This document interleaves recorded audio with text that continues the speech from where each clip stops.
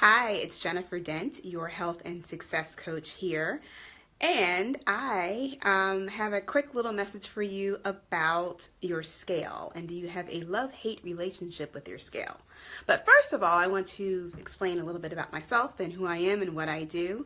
I am a health and success coach for women who are tired of dieting, tired of being on the diet roller coaster, tired of trying things that don't work. I am a certified holistic health coach and a transformational coach. So it's not just what you're putting into your mouth that is the reason why you are keeping the weight on, but it is how you're living your life. And as a holistic health coach, we can look at all of those areas. So today I want to talk to you about your scale and your relationship with your scale.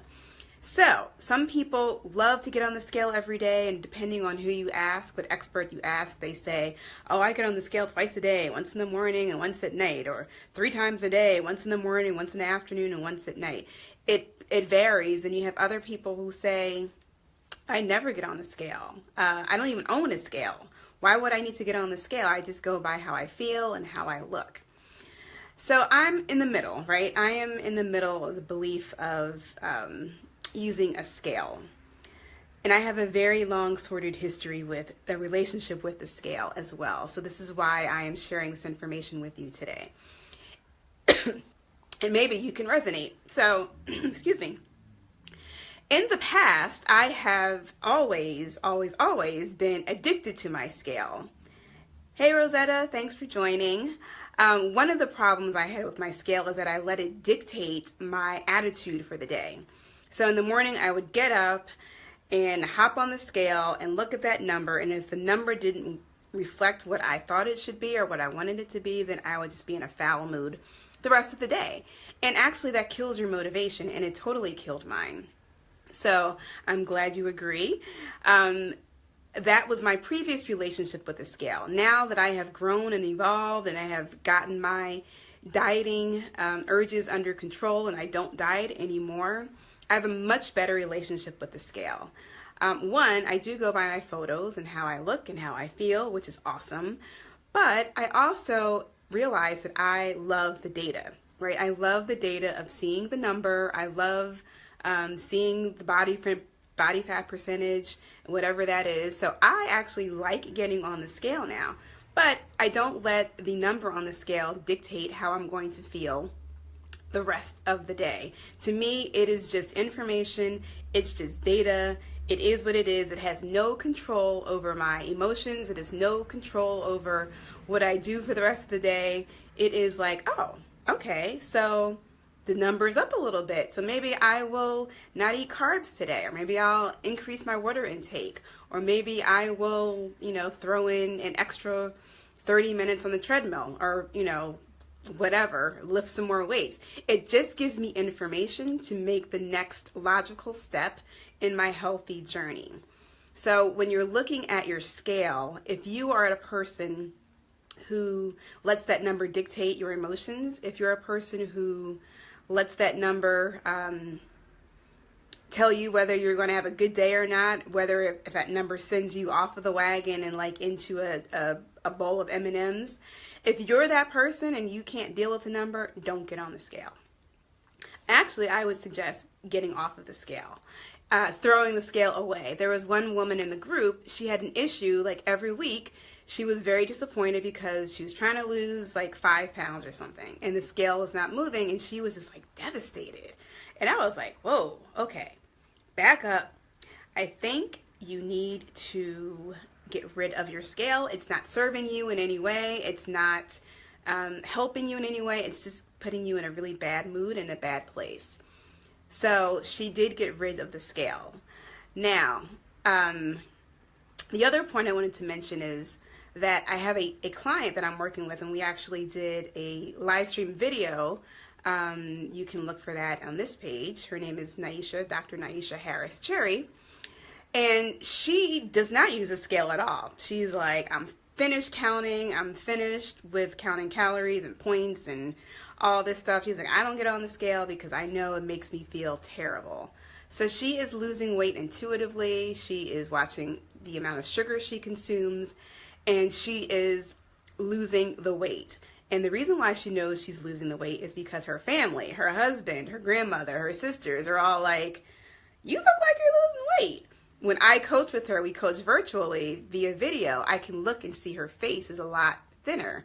And she's like, yeah, I think I am losing weight. And she can tell when she's in yoga class, you know, her clothes fit differently, her poses are different. And for her, that is a good gauge of where she is with her weight. So, are you in camp A, where you hate your scale, but you're addicted to getting on it because you just need to see a number, right? You need to see that number. Or are you like, I don't really need a scale, like I'm cool, I look at myself in other ways. Find out what works best for you, right? Find out what works best for you. I, over time, found out what works best for me. I had a scale back in the day. In fact, I had a really expensive scale. Oh my goodness, I spent so much money on scales. It had it showed your weight, it showed your muscular skeletal number, it showed your body fat, it had 2 body fat connectors, it had the one through your feet and the one on your hands, it showed how much water was in your body, it showed everything, and I hated it because it still didn't give me the number that I wanted. So when I was able to release the dependency of the scale telling me whether I was healthy or not, then I can get on the scale now with no problem. No big deal. It's just information. It's just data. It is what it is. It helps me make a decision about what I need to do going forward. But, I like to get on the scale when I come back from vacation because I know the number is going to be up. But I just want to confirm that. Okay, number is up this much. All right, cool. So what are we going to do now, Jennifer? What are we going to do to get that number back down? And I know exactly what my body responds to. I know exactly what to do. And that is the joy of having a good relationship with your scale. So that's it. That's all I had to say about the scale. If you are interested in, almost forgot. If you're interested, I mentioned my previous client, Naisha, is doing nothing but tracking her sugar grams, and she's losing weight. Well, she's doing some other things. She's working with me for one, but the only thing she's tracking, she's not getting on the scale, she's not tracking calories, she's not tracking points because she's a Weight Watchers dropout.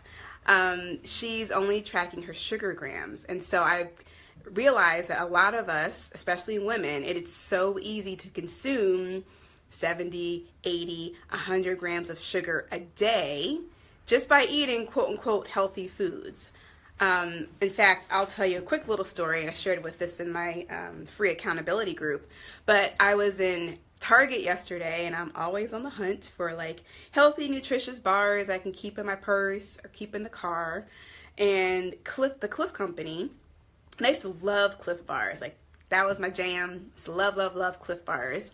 They have a new one out called, I stopped eating them because they have so much sugar in them. They're like candy bars, and they're really made for, and actually, if you ever hear an interview by the owner of the company, he's like a distance cycler. So somebody who rides 100 miles at a time on a bike, they need a lot of carbohydrates, a lot of sugar, and a lot of energy to keep those glucose levels up and to keep on going. But for the average woman who sits at a computer all day and does a little bit of walking and some exercising, you don't need to have those tasty Cliff bars and all that sugar and carbs on a regular basis.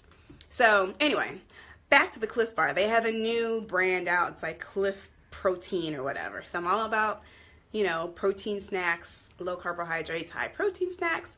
Pick up the box. And I took a picture of it and put it in the group and looked at the label, 24 grams of sugar per bar. Now that is more sugar than, I think a Snickers bar has 22 grams of sugar. That's ridiculous, right? Ridiculous. But for the average person who's oh, it's high in protein and it looks healthy and it's from the Cliff Company, you think that is something you need to eat. No. So I realized that a lot of us eat a lot of sugar. And one of the things that really helped me release the weight a couple of years ago was really tracking my sugar grams and getting very consistent with my workouts and doing strength training. So I created this quiz. It's a 2-minute quiz. Actually, it probably will take you less than 2 minutes. I call it the sugar quiz. You can take it to see where you are with your sugar consumption. You will get a sugar score at the end, and I give you instructions on what you should do based on your sugar score. So I will post that link. Actually, I think you can go to bit.ly.com /Jennifer Dent sugar quiz or quiz. I can't think of it off the top of my head. But anyway, I'll post it below. You can check it out. It is open and running for business. So I hope you enjoyed this message about your scale. If it resonated with you, if you feel like you're going to make some changes, you're going to get rid of your scale, or you're going to look at it more objectively of just data, it's just a number, let me know. I would love to hear what your thoughts are. Alrighty, I'm out. Deuces. Have a luxe day.